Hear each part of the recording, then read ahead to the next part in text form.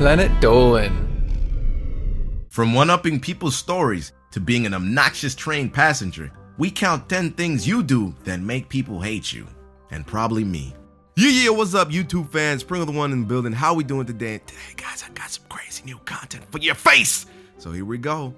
Number 10. If someone tells you how cute their pet dog is, and you immediately show them pictures of your taller, more handsome dog, you could be making people hate you. One-upping is something people do in order to show off and assert their superiority over other people. No matter what cool story you have to tell, a one-upper will always have a story better than yours. They don't like it when other people are in the spotlight because they're totally insecure about themselves. Sure, you might have done some cool stuff in your life, but chill out and let other people feel important. Number 9. A rapid-fire way to make strangers instantly want to punch you right in the face is by walking in front of them real slowly. If you decide to go for a slow, pleasant amble walk through the streets of any city at rush hour, you might find the scurrying crowds giving you some serious evil eye. Even the most patient and friendly people can instantly morph into raging assholes when somebody's blocking the footpath. For the love of God, just move to one side. Don't be that dude, please. In fact, the sight of anyone doing anything slowly when you're in a rush is unbearable. Eat your goddamn sandwich faster. Don't you know I got deadlines to meet? If you're just gonna sit there and eat the sandwich, hurry your ass up. Number 8. A recent study has revealed that if this image annoys the crap out of you, you might actually be a total jerk.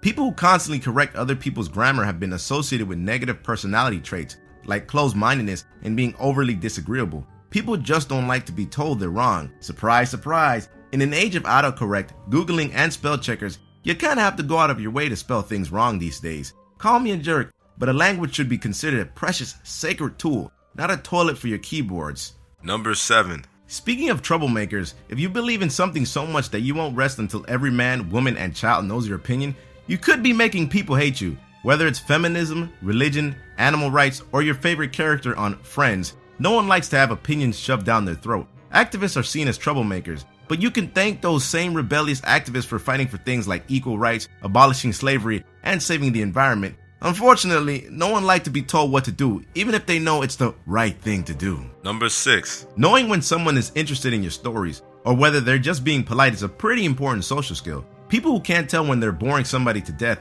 and insist on telling you every detail of that wacky dream they once had about a pile of string and a bus stop are annoying as hell. Body language isn't that hard to read, especially if the person you're talking to starts to walk away or fall asleep. Sometimes shutting the hell up isn't a bad thing. Number 5. There are certain ways you can talk to people that are virtually guaranteed to make them hate you. Getting called names like sweetie, honey, or even buddy can be hugely infuriating, especially when you don't know that person that well. These are terms that parents often use on children and can be incredibly patronizing to hear as an adult. It's very passive-aggressive and condescending way to assert your power over somebody by addressing them as darling, junior, or sport. Being treated like an inferior person is almost as bad as being shushed as an adult. Number 4. If you post photos of yourself online having an awesome time in life, you might find your family and friends start to resent you. For some people, seeing others doing well for themselves stirs up intense jealousy or envy. Photos on Facebook of you standing on the top of Mount Everest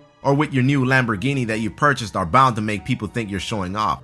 Taylor Swift would postulate that haters are in fact always going to hate. Hate, hate, hate, hate, hate. Number 3. Speaking of Facebook etiquette, your status updates may very well be making you a publicly disliked personality. People who post scathing, accusatory statuses aimed at nobody in particular are frequently unsubscribed by their online friends, making vague statuses such as, "Some people just can't take a hint," or "Trust is something you have to earn," make you seem like a very passive-aggressive person, and very childish. Coincidentally, these friends are often the same people who post cheesy motivational posters with quotes and use emoticons instead of actual words. I'm not gonna lie, I actually really hate these kind of people. Number 2. One of the most inexplicably annoying things someone can do takes place at every dinner table around the world. The absolutely revolting sounds of a person eating, chewing, slurping, or crunching is described as a condition called misophonia, the hatred of ordinary sounds. Some people are completely incapable of eating with their mouth closed, letting the whole room share the saliva splashing sounds of their teeth and esophagus feasting on some sloppy spaghetti, or the unbearable noises of someone eating a high-definition apple or smacking their godforsaken chewing gum. Put the damn substance in your mouth hole, close your high-volume lips, and eat in silence like the rest of us. Number 1. There are plenty of things you can do on trains and buses that will instantly flag you as the most obnoxious person on board. People who put their bags on the seat next to them when it's busy so that no one else can sit down are just the rudest people ever. Equally as despicable are those people who don't get off their asses to let the elderly, the disabled, or pregnant mothers sit down. No one enjoys being on a crowded bus, least of all people who can barely stand. If you got your feet up on the other seats, congratulations. I assure you that no one on a train or bus likes you. And me, I especially hate you for doing that. Like, I really hate people like this right now.